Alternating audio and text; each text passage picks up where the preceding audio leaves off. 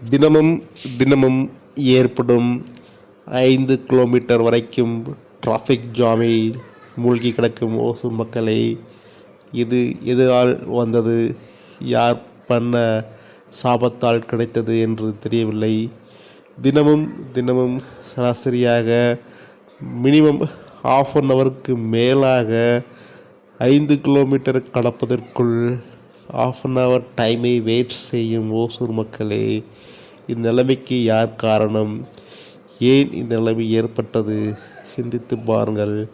வரக்கூடிய 2026 தேர்தலில் ஒரு மகத்தான ஒரு மாற்றத்தை புகுட்ட வேண்டும் என்பதில் நீங்கள் தயாராக இருக்க வேண்டும் என்று கேட்டுக்கொள்கின்றோம். இந்த டிராஃபிக்கின் மூலமாக டீசல் பெட்ரோலின் இழப்பானது அதிகம் அதிகம் அதிகம்.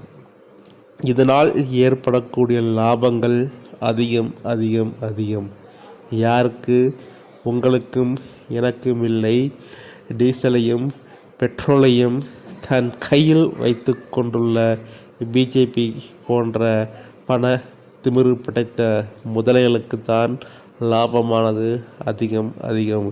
இதனால்தான் இதுபோன்ற டிராஃபிக்கள் அங்கங்கே ஏற்படுத்தப்பட்டு தற்காலிக டிமாண்டுக்கு தள்ளப்படுகின்றது வாகனங்கள். இதனால் ஏற்படக்கூடிய டீசல் பெட்ரோலின் அதிகரிப்பானது சந்தையில் மிகுந்த பணவீக்கத்தை ஏற்படுத்தி கொண்டே வருகின்றது. இந்த நிலைமை மாற சிந்தியுங்கள். 2026 தரமான உழைக்கும் மக்களை நேசிக்கும் வேட்பாளர்களை தேர்ந்தெடுங்கள். ஜெய் பீம்.